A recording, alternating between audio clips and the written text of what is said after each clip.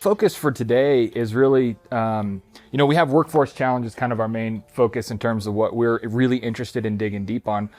I'd love if you guys would introduce yourself a bit, and we'll kind of go through. I do want to do intros, and then we'll sort of get back into it. And I want to hear some of your background, your story, how you got into this, because I think there's a big opportunity for people to recognize that a career sort of in the trades or in construction is like a really good thing.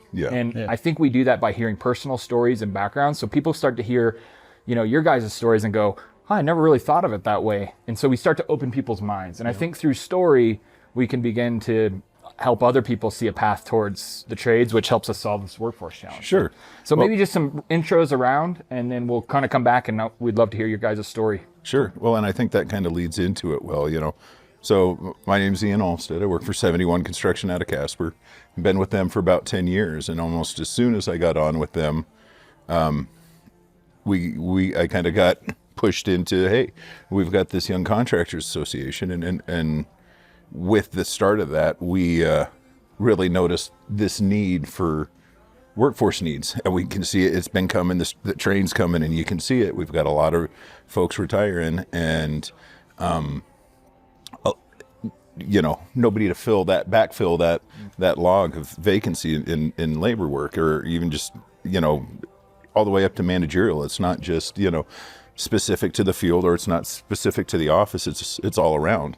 And so we started visiting the high schools and doing just that, telling them our stories. And I think that's kind of, we built this crew from the beginning that we all had a completely different story on why we were there, how we had gotten to where we were gotten in our careers and in construction, and how it was working out for us.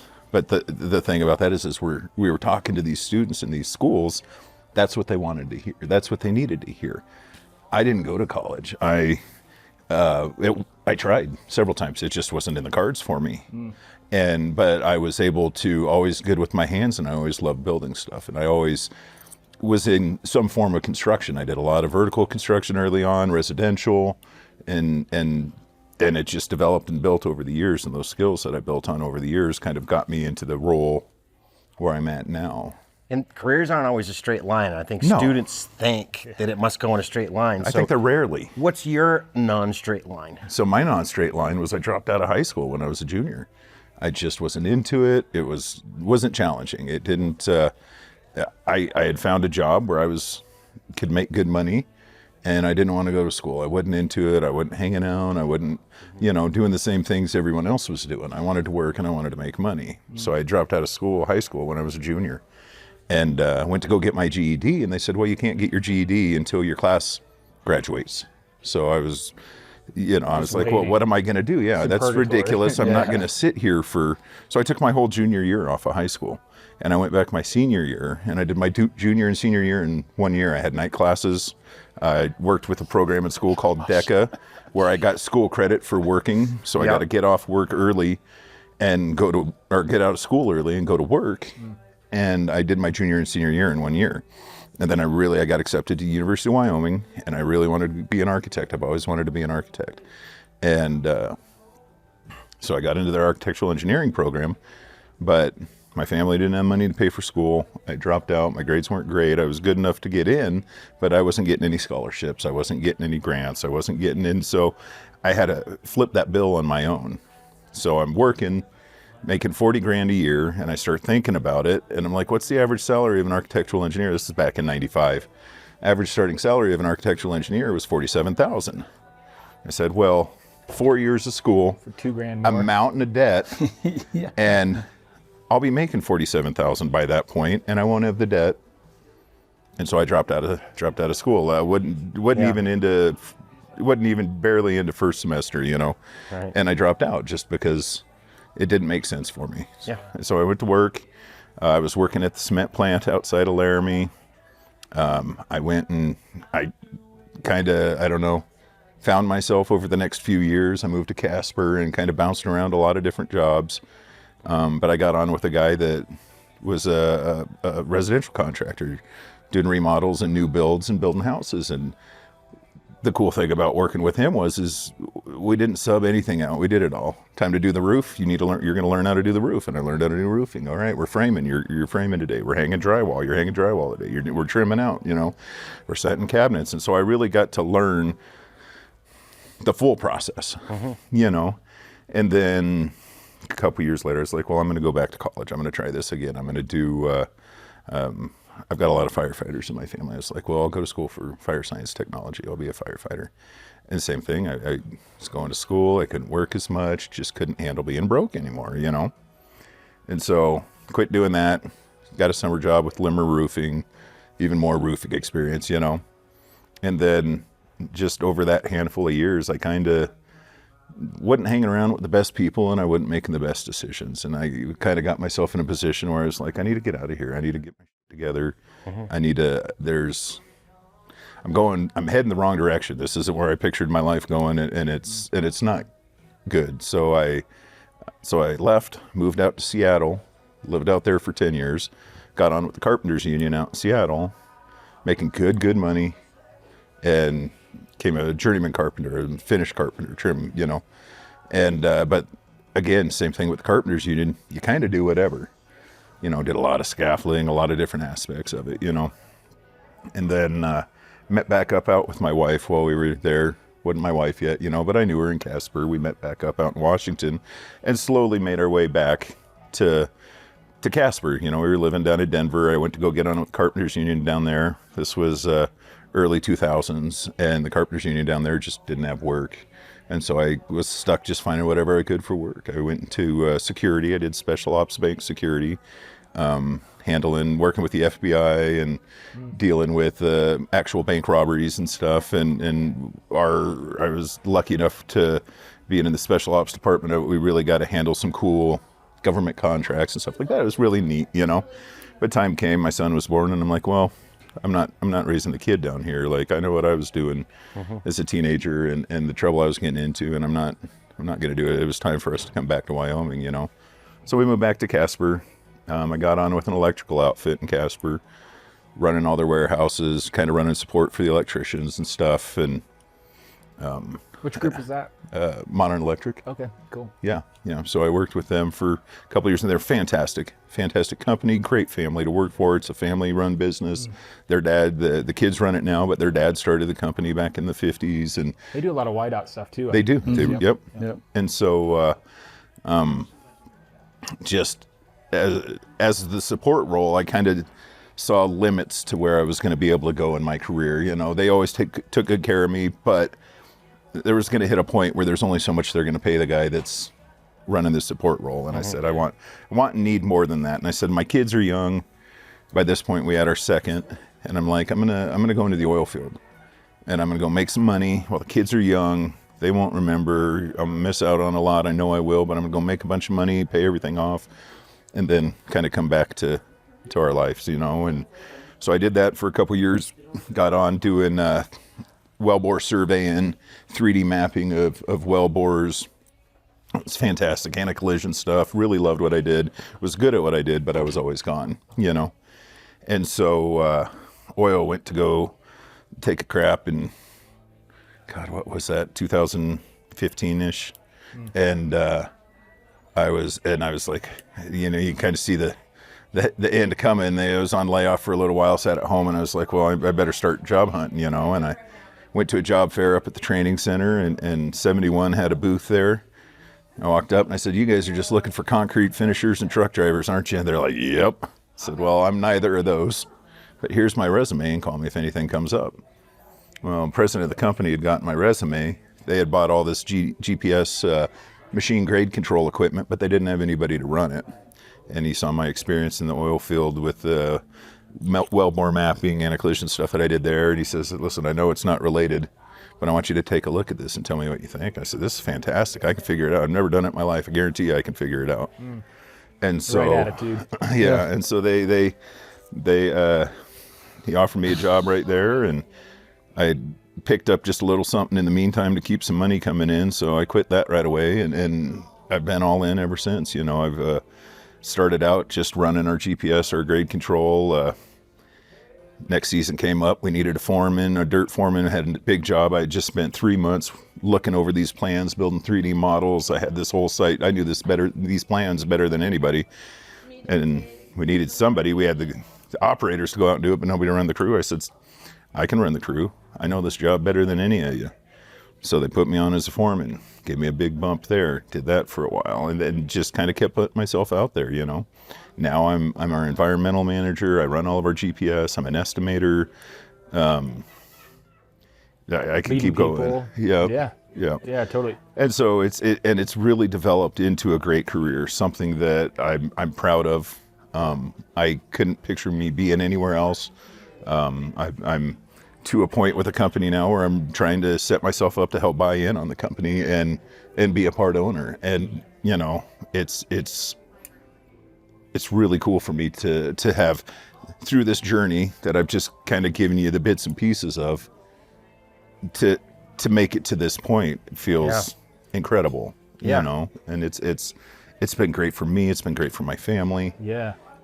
That's awesome. Well, how about we hear your story, and then we can kind of see some patterns or some differences or gaps, and kind of talk through some of that. But if you just introduce yourself and just what company you're with, and so my name is Bryan Barthelmess. I'm with McGarvin-Moberly Construction in Worland.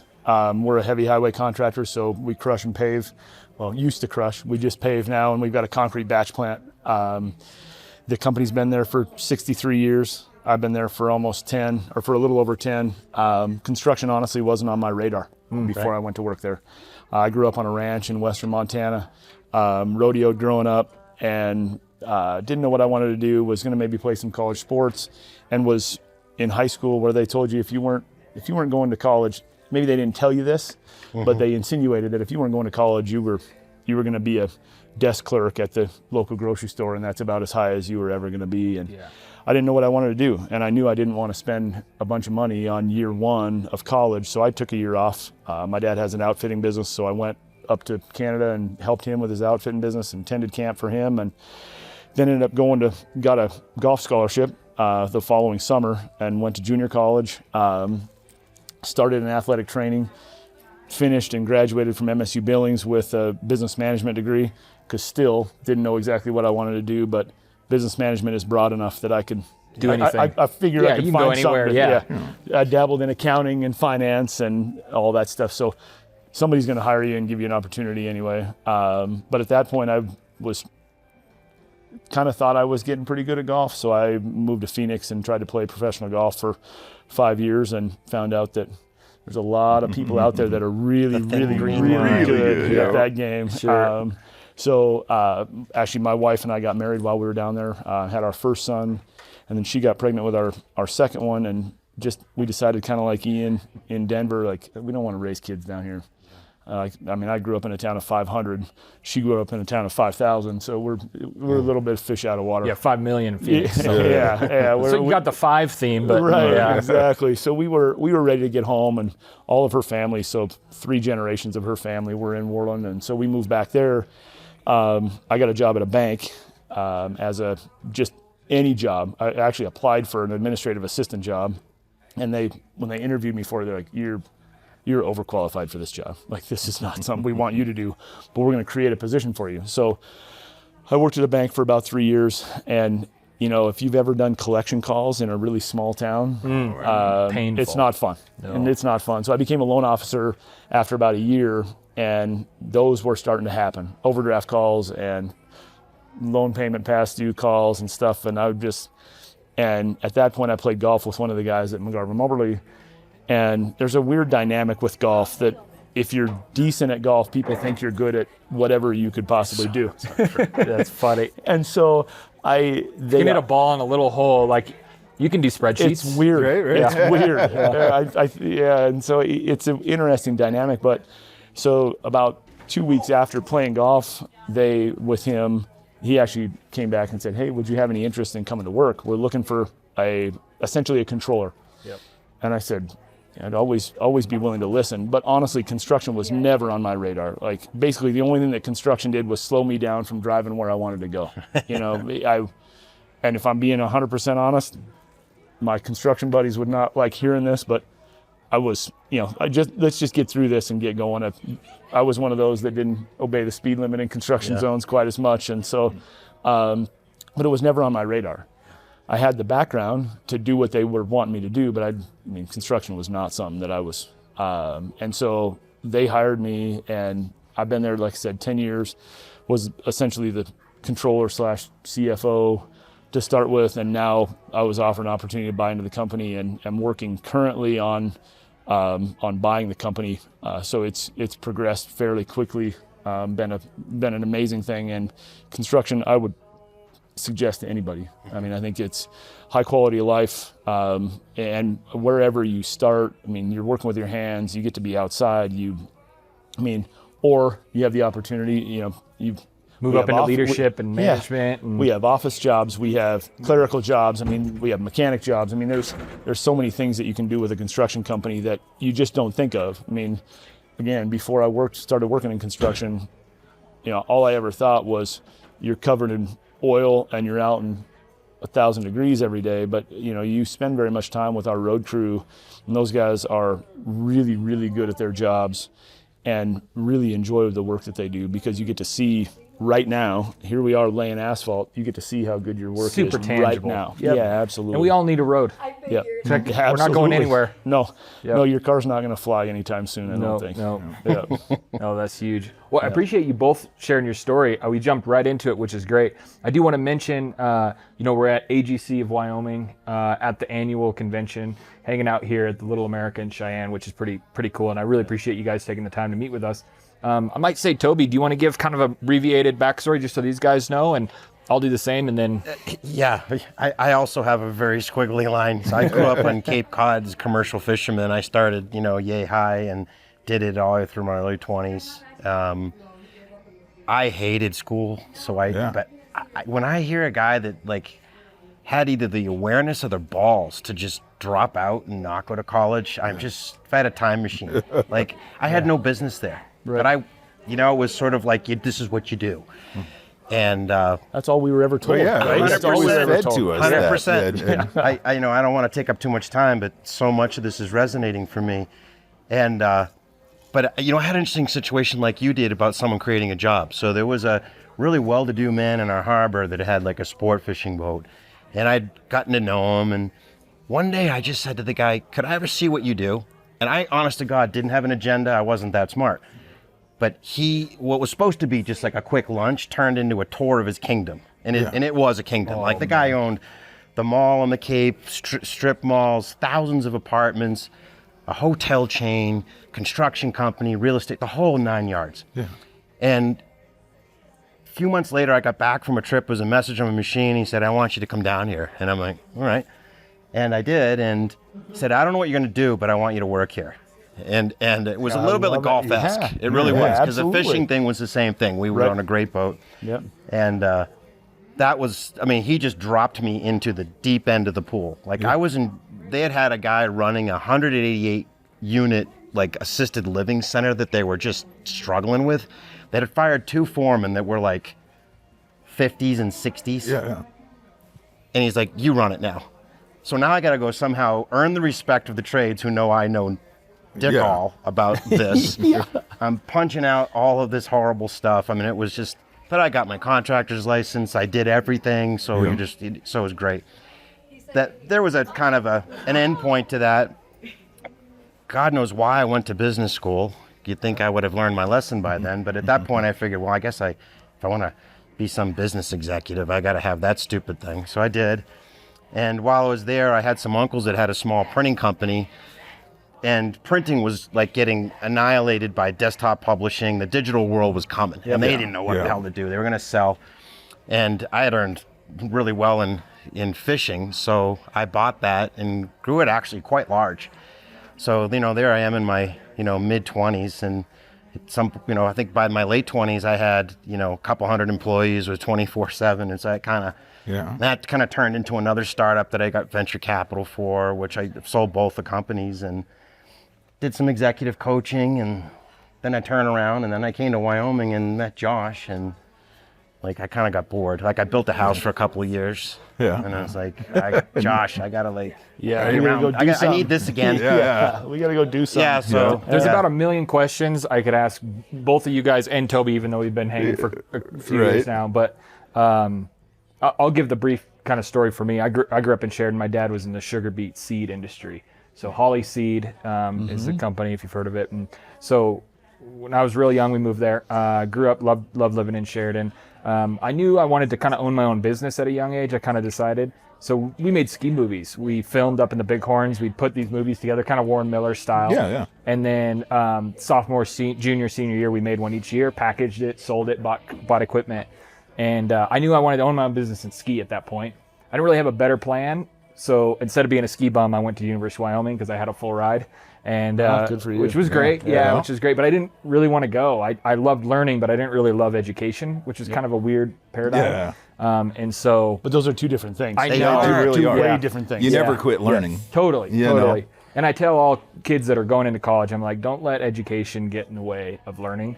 And I try to use that to balance kind of how I did things. I mean, I'd skip class to go to other classes to learn about, like the structural engineer for the Burj Dubai came to town, and he was UW grad. So I skipped my ag classes and went across the hall to go listen to him, which was pretty awesome. So, but yeah, then I ended up getting an ag econ degree. I loved math, and with my dad's kind of ag connections, and I kind of interned there for, years. Whenever I'd injure my knee, I couldn't do anything but count germination seeds and pleated paper. So I'd sit there with a counter and do that. But then I learned about social media marketing, thought it was really interesting back in 2010. So I got married in 2010, graduated in 2010, and started this business. It was a fun journey. A partner joined me. We did full stack agency marketing work, branding, design, creative stuff. But I got a little disenfranchised with kind of the spot everyone would put you in as like, oh, you're a creative, or you're a designer, or you're an artist. And I've always felt I was more of an entrepreneur. So we sort of pivoted the company to focus on helping companies grow and more based on like revenue and things of that nature. And then through 2019 and into about a year and a half ago or so, we refocused the company to solve workforce challenges for industrial businesses. We realized like our kind of favorite work and some of our most impactful work with these companies that really relied on the trades, like blue collar, like you had this major problem with like not enough manpower. And we really felt like when we did branding and design and creative work, we were making a company look really cool. One example, and they're here, it's always proud for me to see, is the S&S brand. I don't know if you've seen that, but the Own Every Step was something I came up with. Oh, So that's cool. Very proud of it. Cool. Yeah. And that was like 6 years ago. So we weren't really focused on this niche now. Yeah. But now through work with Ryan Brothers Trucking, which I think you guys work a quite ton. a bit with. Yep, so do we. Yep. Yep. So if you've seen any of their work, that's work we've And done. it's really good. Thank it's you. really good. I've seen a Absolutely. lot of their stuff, their commercials and some of that stuff. Their social media stuff is really good. Appreciate it. Really Yeah, good. it's super fun. We ended up doing this, coming up with this idea of putting together a docu-series. So it's like a 30-minute short film split into episodes, and we did it on Ryan Bros. And it just won a film festival award in Salt Lake. No kidding. Wow. Very Yep, cool. which is really cool. Yeah, So awesome. all this that we've kind of learned, and Toby's been a part of now, is just there's an opportunity to elevate the work in the trades, the blue collar construction. Just like it's really important, it's essential. We learned that through COVID, right? Yeah. Oh my goodness. Yeah, and, no and it doubt. continues to be that. So what we're super excited about to have you guys here today is sharing your story and being able to talk about it. And that's important. The industry needs that. The industry really needs this spotlight. We talked about it in kind of our open discussion earlier that, the trades and working with your hands and having a career has really gotten a kind of a black eye over the years, and it didn't ever used to be like that. If you woke up, you grew up and your dad was a metal worker, you were going to be a metal worker. You grew up and your dad was an electrician, you were going to go into the family business and you were going to be an electrician. And it was just, there was that understanding that this is good, honest work, doing it with your hands. You can make a good living, and we need it as a society. Yes. We need it. We've got to keep the infrastructure going. We've got to keep the roads. We got to keep the utilities. The people don't think about their sewer lines and the maintenance that those need. But you go start having problems with that in your house, all of a sudden you realize real quick how important it is, you know? You know, it's funny. It's almost like everything works so well today that we take it all for granted. Absolutely. You know, the lights go on, everything 100%. else. You know, you guys have spoken to high school kids and stuff. Yeah. And so we just went this tour of like, there's probably some thread that's really common to us about curiosity and some ambition or whatever, right? That's some DNA, at least you guys. Yeah. And I just find these stories fascinating, how what career counselors tell kids and what we think life goes at this sort of paint by numbers. Yeah. And I just think, gosh, you know, how do we share for kids that's like, because you're successful men. Yeah.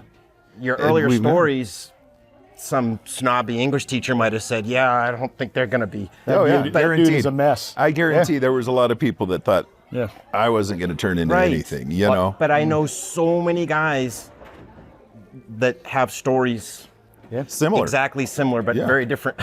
Well, it's interesting because when we first started doing the young contractors stuff where we were in high schools, Casper wasn't quite as open to allowing us in, and Worland was like, yeah, come and talk to us. So these guys had come up from Casper, and there's 4 of us, and our stories are drastically different. Oh, yeah. My story's drastically different than Ian's, Yep. drastically different than yours. I mean, that's the way it was. And for these kids to understand that construction doesn't have to be on your radar, but it should be. I mean, yeah. it's something to fall back on. It's something to, you know, again, I mean, there's so many different opportunities. And One of the great things about construction, and this is something that, you know, we'd bring up when we're talking to the kids, you learn a trade like this. You learn how to do something with your hands like this. You can go anywhere in the world. They need contractors everywhere. You don't want to be in Wyoming, that's fine. We get it. We'd love it if you would stay. Yes. But guess what? Stay here, learn a trade, learn how to do something. You want to go to Minnesota, Montana, you want to go to Texas, you want to, wherever. Guess what? They need us there too. Yeah. And they always will. This infrastructure will always need maintenance. It will always need rebuild. These skills, they need you in Spain. They need you in the UK. They need you in France. Like, you can literally go anywhere you want with these skills. And there's these massively transferable skills, the problem solving, Yeah. the working with people, the whole bit. The figuring it out. That's what like you you don't did learn with in the, school. with the GPS. Yeah. when he Figure talks, it out. There's no, when you're in that position, there's no, you can't, you just got to figure it out. There's no quitting. And if you want to be successful at anything, that's a characteristic you ought to have. Yeah. But I think the other thing is, of course, I'm biased that I like the whole industrial construction-y kind of world. Sure. But to cut that out of your whole future possibility is crazy. Oh, absolutely. Yeah. Well, Ian, I mean, when you spent time framing houses and doing those kind of things, okay, that's your job. Yeah. But now you're not doing that. But guess what? You can do it now. Yeah. At my Guess house. what I do for fun? My house. I needs work on new- my house constantly. Yeah, my house needs new drywall. My house needs a roof patch. My house needs whatever. I want to redo my kitchen.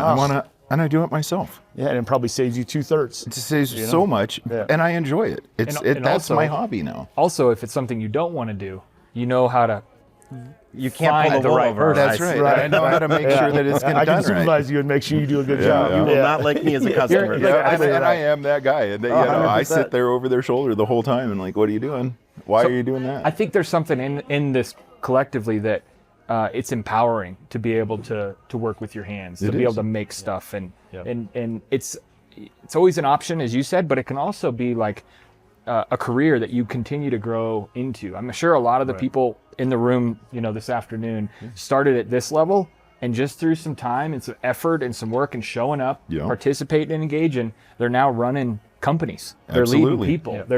They're literally paving the way, right? Yeah. And that's a pretty cool. That's a pretty cool thing. What was your message to the kids about patience? Like, to them, you're probably old, but you're not old. Yeah. No, absolutely. No, and when we started, Go we're ahead. in our early 30s. You know, Yeah. so it's quick, and you're absolutely right. I mean, the generation that we have now, like, they want to come to work and be the CEO day after tomorrow. Yeah. And that's what we told them. We told them, look, you show up on time, you have an attitude that you want to learn, and that you can grow. Yeah. I mean, you can move up fast. Exactly. And you will fast. get there, but you got to have that, and you got to stick with it, and you got to put yourself out there. You can't. It's not going to happen overnight. Everybody starts at the bottom. Everybody's got something to prove when they start. Any industry. Any industry, no matter doesn't what, matter. no matter There's what hard you're work doing. and there's time and there's a commitment to the process. Yep. You know, and this younger generation these days, you know, we talked earlier about how they've always had, like, we grew up in a different generation where we didn't have the internet. We didn't have these. We had Encyclopedia Britannica where we had to go look up information when we needed to, you know. Yeah, that was Google. But they have Yeah, always, exactly right. But they have always had everything right there at their finger. And I think that feeds into this mentality with them where I need it now. I want it now. I'm not, you know, and so we've got to, I feel like if we set reasonable expectations, or the hope is that if we set reasonable expectations with them to let them know, look, it's going to take time. It's not just going to happen, but you got to stick it out and you got to do it, you know? And I feel like I hear a lot that kids want to almost sit down on these regular reviews and have their career mapped out. Like, you know, and where am I going to be in 3 years? It's like, I actually don't know. That's but what up I to do you. know is if you lean in, like I had no idea I would be in a position where I'm telling you I'm about to become a part owner of this business. Yeah. Right. And I can't guarantee you that, but Right. I tell a lot of young people, like, all these what I call medium-sized, family-owned, privately owned businesses, practically none of them have a succession plan. Like, it is really realistic that you can at least get to a high level and be involved in the upside somehow. Yeah. So and like we said, both of us, we've both been in our current careers, current companies, about 10 years, both of us in a position where we're buying in on the company. We're about, you know, we're going to own the company, and that's at least in my position, part owner, and that's, to me, is. And you can line up thousands of college students who've been in 10, 15, 20 years, and that possibility does not exist. No. So Right, pivoting absolutely. the conversation just a hair, like you guys are both in on the lunch talk from Matt. Yep. the Yeah, executive definitely. What do you think are some things that industrial businesses today, maybe based on what you heard or things you're thinking about, that need to just be adjusted a little bit? I think one of the things is the attitude about the younger generation. Like, I think we've got a poor attitude about the younger generation, and what we're finding is that when we get these high school age kids or recent graduate kids to come to work, they want to work, but you have to. It's a different deal. You can't just. They don't want to come to work just because they want to come to work. They want to have purpose. Yeah, they want to feel like they're part of something. Right. They want to have that map, like you just said. And we've started doing that. Our annual reviews we've got classifications of laborers, we've got classifications of equipment operators, we've got classifications of all these things. Like, here's where you're at, here's what you could be, and here's how you get there. Just so that and it's interesting, we kind of stereotype the younger generation, but what we're seeing is early 50s, you know, people do the same thing. You know, it kind of act the same way. So it's not really a generational thing from what we're seeing. It's more like a cultural thing. So it's everybody. It's a human thing. Yeah, exactly is. right. So I think that's one of the biggest things is that if we stop thinking about the younger generation in a negative way and start adjusting our approach to them, I think it's going to have amazing results for our industry. Yeah. Well, and I agree 100%. Like, and that our focus is, you know, hire and retainment. Find the right guys. Make a job for them. You find the right guy. If you don't have a spot for him, hire him anyway. You need to snag him up when you can. You can figure out what you're going to do with him when They you got get the him right hired. values. They got the right work ethic. They're like committed to the process. Yep. Yep. And as an industry, and even as a company, for us, we've got to be better with that stuff, recognizing 100%. that and handling it better. We can't, you know, steam through it like we did in the old days, where you just cuss and yell and throw. Guy shrugs it off and gets back to work and does what you asked him. You know, They're not going to do that now. It doesn't work like that just anymore, and you won't do can't that. treat them like Yeah. that. You won't have anybody left.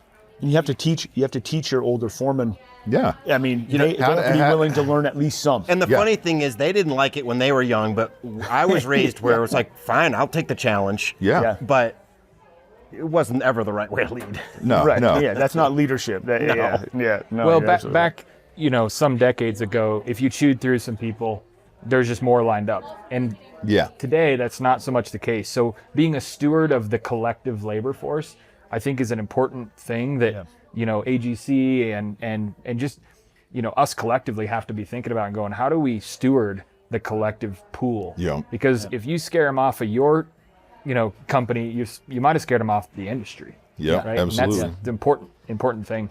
Question I have, and then we'll maybe wrap kind of after this. I want to respect your guys' time. What is it that you think we can do? And maybe this bleeds over to the last question, but maybe a little bit different take. How do we help, the next generation have more confidence? And I'll let you think on that, and I'll add a little bit more context to that. When we look at social media and we look at community or lack thereof, and anxiety, it's like there's this whole concept of the anxious generation is kind of this one coming up. Yep. And I really have a passion for helping kids find confidence in whatever it is, being able to be good at something, whatever, skiing, skateboarding, art, music, whatever. But what do you think we as leaders can do to help this next generation be more confident? Yeah. Go ahead, sorry. I think, and I think Matt kind of touched on it earlier about fostering that, realizing that mistakes happen. I think a lot of it has to do with how we treat them when they make mistakes. So they quit putting themselves out there. They quit kind of, and so I think we've got to, as at least on a very low level, this isn't the high, but we've got to handle that differently and understand and realize, we screwed up all the time too, and we've got, and we've got to handle it better so that we can help them grow from it and learn from it. You don't learn by getting it right. And I tell my kids this all the time. You learn from failure. I haven't learned squat from success. Yeah, no. You don't learn anything. You just actually think you're really smart. Yeah. But you learn from failure. Yeah. Yep. And you learn from getting it wrong. And they got to keep, we got to help foster that idea that they can keep putting themselves out there. And it's not the end of the world if you lose. You don't fail, you don't lose, you learn. And then you try it again and you do better next time. And then you try it again and you do even better that time. Yeah. And you build on that. And I think how to do it, I don't know. Yeah. But I think that's a big part of it. Some of it's attitude, just approaching it differently, having empathy for who you were in the past. Absolutely. Yep. That's great. We have to lead in a different way. I think instead of the upper, I'll call it the C-suites in these bigger companies, like they stayed in their office. Like you can't do that now. The way we do it in the high schools and those kind of things. I've built relationship with these kids. I've coached these kids when they were little, and so when they come out to us and they put in an application, when they walk in our front door, it's not like, I don't know anybody here, this is big and scary. It's like, oh yeah, Bryan works out there. I can go talk to him. Or Bolin's dad works out there, and it develops a different relationship. That relationship, so people that are not in the door yet, you've developed relationship with. Yeah. But then once you have them in the door, you need to continue to do that. And I'm not saying that, that you have to have, spend 60 hours a week developing, but you need to be able to, hey, how's your son doing? I heard he was sick last week, or those kind of things. And it really helps. That means a lot more to this generation than it did to previous generations. They wanted to come to work and go home, and it's a little bit different. Well, and that really helps build that community within your company. That family, that sense of family, that sense of being part of something. Yeah. When the president of the company knows that your kid was sick last week and took time out of what he had going to, hey, just real quick, how's your kid? I heard he was, that means a lot. And I think you're 100% on that. It's we got to change what we're doing. Absolutely. That's good stuff. I think the word that came to mind today as I was sitting through some of the different talks and a lot of different topics, but is I think we have a responsibility to humanize the trades, the construction, the blue collar nature of this all, and to realize that we're all people on a journey, and we're all different. We're all in different spots, and to be able to just again bring a personalness to getting stuff done, as opposed to just kind of a cold move that from there to there. It's like I think and I see you guys sharing that sentiment. It's like we need to be humans. We need to humanize this thing. Absolutely. Well, and it's, I think sometimes we talk about this like we're just making some sort of concession for this generation, like we're doing them a favor. But if you saw that slide, and I believe it wholeheartedly, we could bicker about the numbers. Yeah. But when you have that community, everything you want as a business leader goes up. Absolutely. 100%. 100%. Yeah. So why would you not want that? right? It's good for everybody. It's not concessions. Yeah.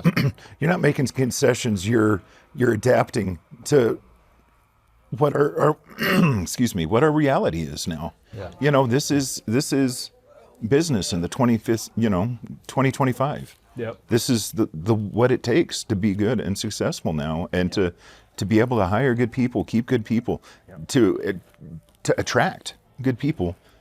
This is the kind of company you need to run. You can keep doing it the other way, but you're going to fight it the whole way. It's interesting, the words that we've been using. I've noticed that not one of us used the word boss in a positive way. We used that word a couple of times, but we didn't use it in a positive way.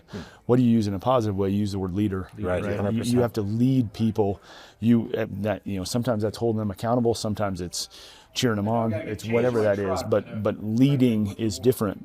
It's different than being a boss. You could be a boss 20 years ago and be fine. Yeah. And you could scream and yell and throw stuff, and people would respond okay with it. And you were celebrated for it. Right, like that right. was the culture. Yeah, he's hard, but man, does he do a good job. Would you guys say, because you've been doing this the longest, that granted you're doing the same physical stuff in terms of putting down a road or putting up a building. Yeah. But would you say the overall complexity and speed of the whole project has changed in the couple absolutely. decades? Oh, yeah. Right. So the command and changes in technology alone. everything. Yeah. So command and control is too slow. That's the boss. That's the right. And if you can't, and so there are people in the construction industry that are just absolutely exhausted because they have to be everywhere all the time to solve every fire. Yeah. But if you build up a bunch of people that can make good calls, That you can trust. If you lead, you've equipped your people to do that stuff already. and you've got leverage. And you trust them to make the right decision. It's the same reason you buy equipment. It's leverage. Yeah. Yeah, absolutely. Yeah. Absolutely. Well, I don't want to rain on a parade because we are having a great conversation, but I'd love to get kind of any final thought, anything else you'd want to share as it relates to just this topic, workforce challenges, next generation, anything like that, and we'll probably wrap after that. I just would like to point out, I think it's great you guys are doing this. We've got to have these conversations. We've got to get it out there, and we've got to keep telling the story. And this is a great medium to do that. Yeah. So I think it's great what you guys are doing, and I think, we got to keep getting the story out there. We got to keep, highlighting the potential, this gold mine that's sitting here for these kids these days that they have no idea that is just there at their fingertips if they're willing and want to, Right here. That's great. Yeah, it's a way different deal now. You didn't going kind of back to the boss deal. Like you don't have a stack of applications walking in your door at the moment. And so you can't just let people go. I mean, you've got to rehab or train and put way more of a focus on that now to keep people, and it's worth a lot more to keep somebody that's already working for your company and put more money into training them than it is to let them go and try to go find somebody else. It's critical. I mean, we have a generation that's retirement age, and a lot of them are the backbone of the operators, the people that there's a lot of knowledge in this industry getting ready to retire, and we have to be able to replace them. And I think this kind of stuff helps that situation. That's great. So that's appreciate great. you guys. I appreciate the shout out. We're excited to be here, and huge thank you to AGC of Wyoming to allow us to do this and just be a part of the culture and the community in this way. And this is our first year of many, I think, to be at this annual get together, because absolutely, we've met just some of the best people. Like, it's cool that you guys all sort of compete at one side, but also work together on another, and you can get together at an event like this, and just the camaraderie that we definitely feel is unique and really cool. So huge thank you to AGC Wyoming for letting us. Interesting, the group text that went around, talking about competitors, and Ian and I are way more friends than we are competitors. Oh, absolutely, 100%. And we met through this, through talking to kids. I mean, none of us really loved getting in front of kids and talking about this, but now it's like we see, it's awesome. Yeah, it's awesome. So good. Well, thanks so much, guys. Yeah, absolutely. We could do this all night. I know. It's great. We'll do it again. We're going to need to get a waitress. Yeah, I want to sit with you guys at dinner. That's right. All kinds of stories I want to pull out of you. That's right. Okay. Well, hey, thanks, guys. Absolutely. Thank you. Yeah, Appreciate it. thank you. Appreciate it very much. Great. Very much.